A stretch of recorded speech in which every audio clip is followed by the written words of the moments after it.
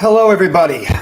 Welcome to the ARMR Report. I'm your host, Brett Rosenthal. This is a show about stock market investing in the millennial age. It's a live trading desk. So everything I talk about, all the information I share with you is information I'm using with my own private capital, managing my own personal capital, family capital, and capital for high net worth individuals. And we do all that through our affiliation with Interactive Brokers. Now, I like to say on this show, this is not your dad's stock market anymore. So this show is all about waking you up to the realities that the market has changed. And while it has changed, it has built a bubble of passive investing that when that unwinds, it's going to be very ugly. And so that's what the show is about right now. If we're in a big bull market, the show is about how to create alpha in a bull market. But right now, the takeaway for investors, the information I can provide to you right now using our proprietary algorithms is that we're in a bear market. Okay? Waiting for the stock market to be down 20%, as they love to do on financial news networks, and then telling you you're in a bear market does nothing for you when it comes to protecting your assets. It's a complete waste of time. I think the whole game of pretending that once it's down this percentage, it's a correction, and then the next percentage, it's a bear market, and then if it goes up a little bit, it's out of correction territory. All that nomenclature is designed to keep you invested in the market, to keep you long, okay? And while that usually works because statistically speaking, the market goes up 80% of the time, it's incredibly detrimental to your net worth in the midst of a bear market. You know, by the time the death cross occurred with all of these indexes, you've heard of the death cross, when the 50-day moving average goes below the 200-day. They call it a death cross. They get all excited on TV. By the time that happens, the market's already down 10, 15%. I mean, thanks for nothing. So in the millennial age and on our trading desk and the information I'm providing to you, it's based on proprietary algorithms. Look, algorithms dominate all the action that takes place on an intraday basis and on a multi-day basis, and it affects volatility, which can then affect your buy and hope strategy of investing. Central banks have created this passive investing bubble. From 2009 till 2017, Western central banks were propping up asset prices. So every time the market went down, you heard the buy the fucking dip story, right? Buy the fucking dip. There was a hashtag about it on Twitter. That worked over and over and over again. Not because people were smart that the economy is going to do this and earnings should do that and here are projections. That's not why the market went up. Market went up. You could buy every dip because central banks were supporting the market. Okay? This is a reality check. This show is all about a reality check. Because most of what you hear on financial networks and what you read on financial reports is designed to lull you to sleep and make you passive. And I get it. I get it. 8 out of 10 times the market goes higher. 80% of the time the market's going up. And I'm all about getting us on the right side of probability and statistics. You hear me talk about that on every show. So theoretically, being short, you're immediately behind the 8 ball, statistically speaking. But in that 20% window, when you're right, you make a lot of money and you create a lot of alpha if you're protecting capital when the market's plummeting.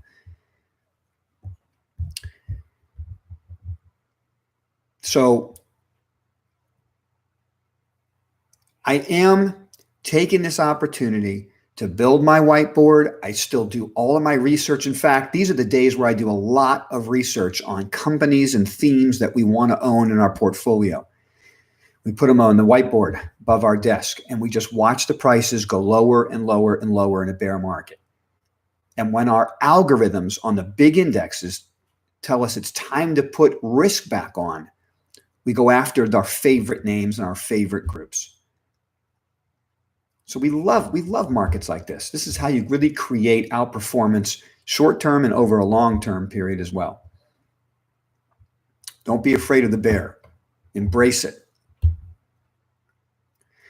So we've slowly transitioned you on this show. If you're following me on Twitter, hashtag ARMR Report, ARMR Report. You can follow us on our website, rosenthalcapital.com, where we have our real-time risk on, risk off monitor, and we show you on that website what each of our model portfolios makeup is, what we're holding, conservative, balanced, aggressive. So those of you following this podcast, watching me on these live streams, there's been an arc since the 24th of September. We got out of small cap and mid caps on the 24th of September. First, we went to cash. As one of our rules of the road, one of my favorite parts of the show is to share with you the list of rules. I've been doing this 30 years, and there's just rules of the road. I've been on the high seas of investing for a while. I can tell you, I can share with you information I've collected over the years, some of it painful, and I want to save you that pain. And so I'm sharing the information with you. And I'm building this list for my children. I'm going to give them this list. There's a black book. I'm filling it all out with Dad's wisdom. And one section is investing wisdom. And so I'm building out this list. I have a 5-year-old son, a 2-year-old daughter. And so I'm going to give it to them when they graduate and they're 18 years old, going off to college. I'm going to give them this book. But I'm going to share all this information with you between now and then. And one of the most important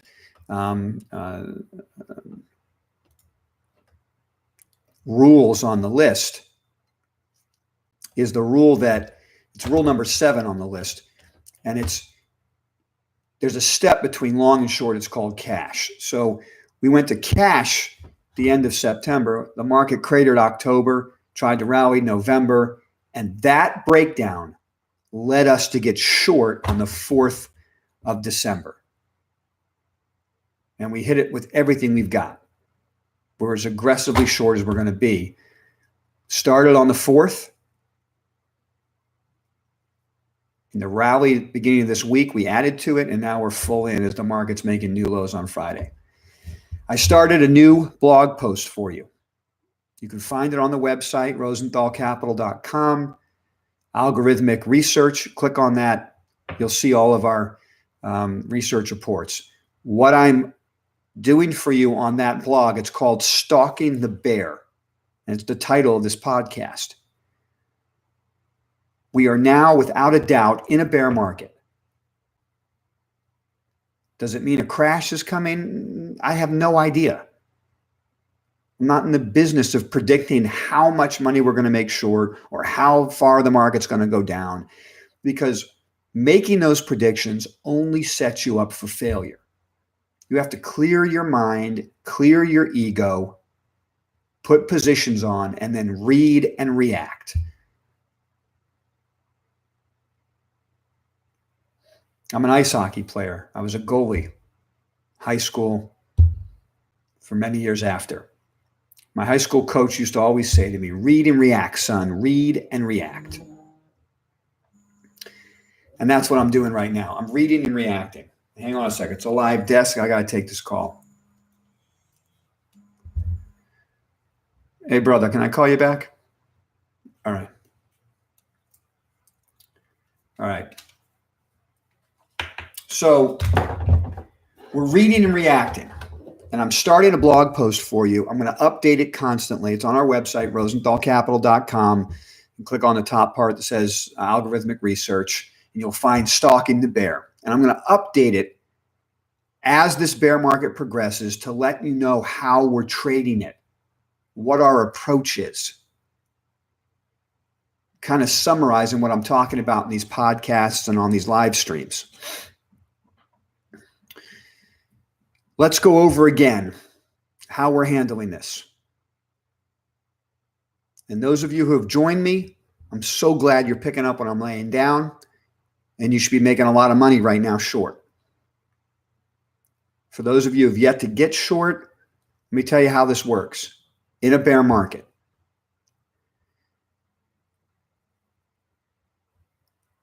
We had our original entry point to get short on the 4th of December. The reason for that was the previous week we had risk on across the board on every index. They rallied up enough for us to raise our stop. And then the sell-off on the 4th took us out of every index. That in and of itself is a major bearish signal. When we have all 5 of our big index algorithms telling us to get long the market, and we get stopped out of those positions within 5 days of the entry, tells you that you're in a very dangerous market. And so whereas at the end of September, we said, let's just go to cash here, let's don't short. In December, we said, hey, the fact that we just got stopped out immediately on a raised stop basis tells us it's time to get short. That was the last stand for this market. It was trying to hold the 200-day moving average. It was trying to gapped up, if you remember, after the G20 meeting Monday morning. That was the 3rd. Hey, woohoo, up 2%. Everyone's excited. We raised our stops. And on the 4th, it cratered. And that told us that the overwhelming pressure of a downtrending 50 and 200-day moving average on the S&P, the Dow, the NASDAQ 100, the small cap index, the momentum stocks, that pressure was too great for the market. And now it's time to short. And what I told you last Friday, we were making money right into the close of Friday. I said, don't press it. Don't press it. Market's selling right off to the close Friday. What we expect is a rally in the first part of this week, Monday, Tuesday, maybe the first half of Wednesday. And on that rally, we hit it as hard as we can on the short side. Because if this is a bear market, the markets rally Monday, Tuesday, maybe Wednesday, and then they get hammered into the close Friday. And that's how you get a bear market. Think of the weekly candles. You try to shake out the short sellers early in the week, and when it fails, boom, boom, boom, plummets to the close. Then it starts all over again next week. Depending on how bad this sell-off gets today, I thoroughly expect the market to be up on Monday, up on Tuesday next week.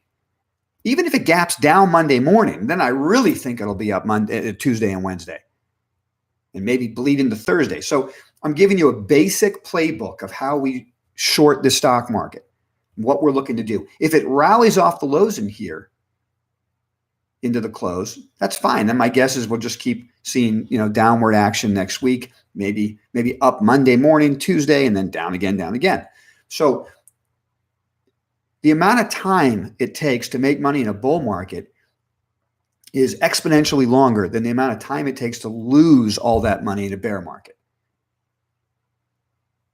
This is why I've created this show, to try to help you guys. These are algorithms I've put a lot of time and money into really over the last 6 years, but I've been doing this and building trading models for 30 years. So I love it. This is what I love to do. And I just thought it'd be fun to share with you what I'm doing. So what we're seeing now are the paw prints of a bear market.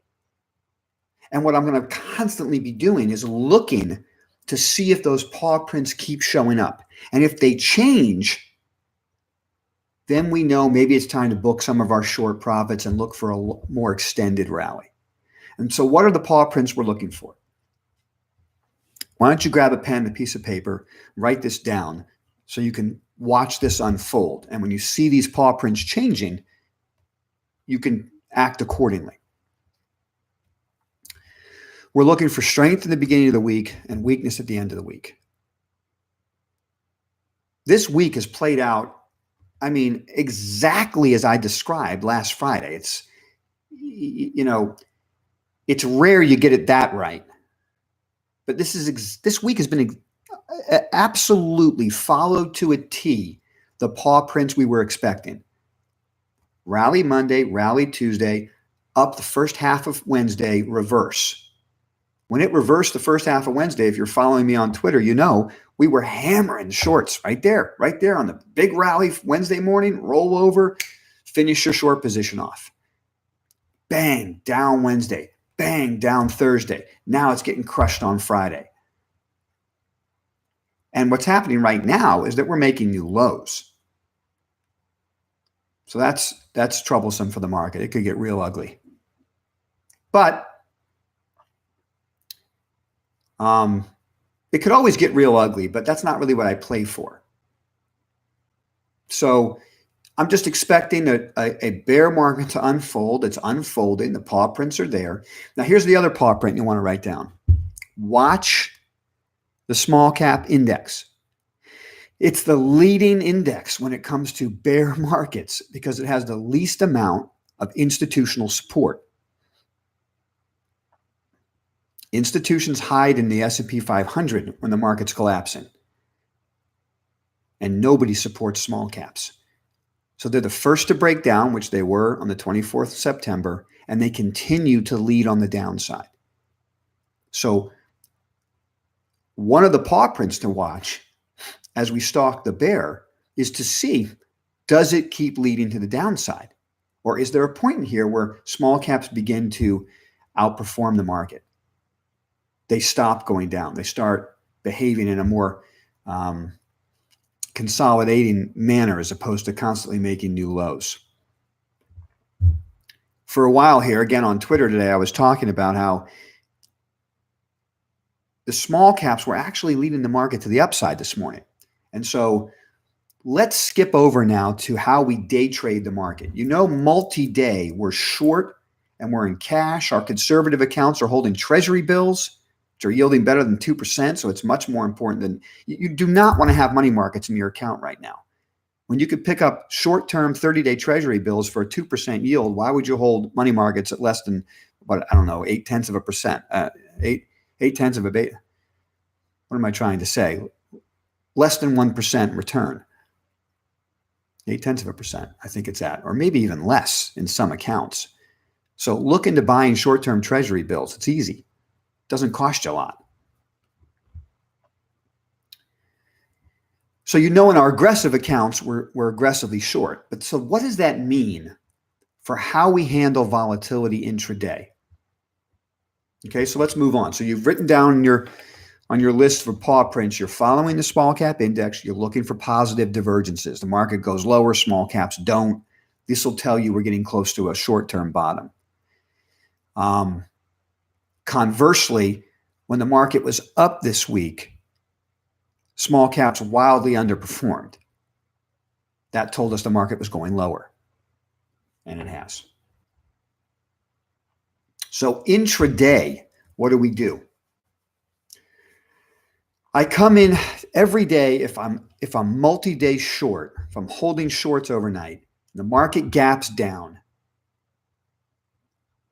I spend the whole morning looking for long opportunities. And we got one this morning. I actually made some money today. We made some money yesterday on our intraday trading algorithms. There wasn't a lot of money to be made, but we skinned the cat. We look for locations that are important and reversal triggers that set up. And we put trades on with tight stops. We get long to hedge our short position. Somewhere in here, there's going to be a ripping rally. The further you get away from the RCM VWAP, the higher the probability there's going to be a run back to the VWAP. even though you're in a multi-day downtrend. And so what I'm trying to do is build up a cushion of profits on an intraday basis to pay for my equity option puts. Once I build up enough gains on the intraday trading side, those puts are free. Makes it easier to manage because you're not cutting into your principal. So we've had a couple of trades, and again, we have algorithms designed for intraday trading, and so it's an automated strategy. It literally trades on its own. And we had a couple of entry points. One yesterday, we skinned the cat, made some money at around 130. We got a long opportunity. We look for locations that are important, usually previous day's low, previous day's volume weighted average price, multi-day low. You get down to it, you see support come in, you look for reversals from those kind of key points. And top day VWAPs are very important. I was writing today on Twitter about the RCM opening range low. So we have a proprietary algorithm for intraday activity, and it creates an opening range high, low, and mid. Secret sauce is what we consider the opening range. And it starts to create a grid of Fibonacci extensions above and below that opening range using our proprietary Fibonacci calculations that incorporate volatility, something that's different than your, off-the-shelf Fibonacci extension. It's a lot more accurate. Same is true about our VWAPs. We like to, so basically, when I say our proprietary RCM VWAP, our RCM Fibonacci extensions, our RCM standard deviations, these are all using traditional tools and incorporating top day and multi-day volatility to give us a better read on what the real numbers are. So every day that I come in short and the market's gapping down, I'm looking to get long these indexes. And we've got a couple of trades in the last 2 days, but we haven't made a lot of money, but we've nibbled away. We've made some money long, and then we have our tight stops. We're out. The market plummets to a new low. Let's look at the location right now. Yeah, I mean, we're approaching key locations, right? I mean, small cap index is really important here. Does it hold the lows of last week? Will it hold that low and rally the rest of the day? That would be very constructive.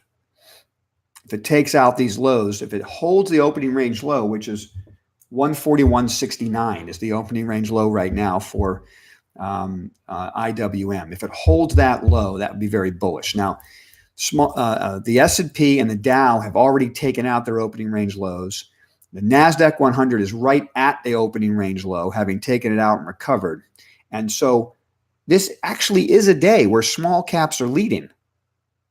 Believe it or not. I mean, the S&P is down 1.4%, the NASDAQ 1.6%, the Dow 1.6%. The small caps are only down 0.6%. So they are leading at the moment. Now, they were leading on the downside yesterday, so the rest of the market's just catching up. But it's very interesting to see that they're holding up the best right now, and I'm curious what's going to happen in here the back half of the day. Does that outperformance in the small caps suggest that we're getting a short-term low and we'll rally into the close? It's possible. So I got my finger on the trigger of a long opportunity to hedge against my short positions. Okay. I guess that's really all for today. I mean, I could talk about other groups and other investments. I can tell you that we are building our whiteboard. We're doing our research. I like to look at my top equity names and see how they behave in this market environment, which ones hold up the best. Every major index is below its 200-day moving average. Which stocks do I like that are still above the 200-day? That's major relative outperformance. That's the first place I want to go if the market gives me a risk-on opportunity. Also, depending on how those leaders act will really tell me another paw print. Do those leaders give up the ghost and start catching up to the indexes? Then we know we're in a real bear market. Do those leaders hold on and build constructive bases well, then maybe it's not too bad of a bear market. Maybe it's just a nice correction that, takes some time to work out and shows us, which companies are the best companies to own in the next cycle. So that's another thing for your paw print. All right, guys, I wish you the best of luck. Have a good day trading, and we'll talk again tomorrow.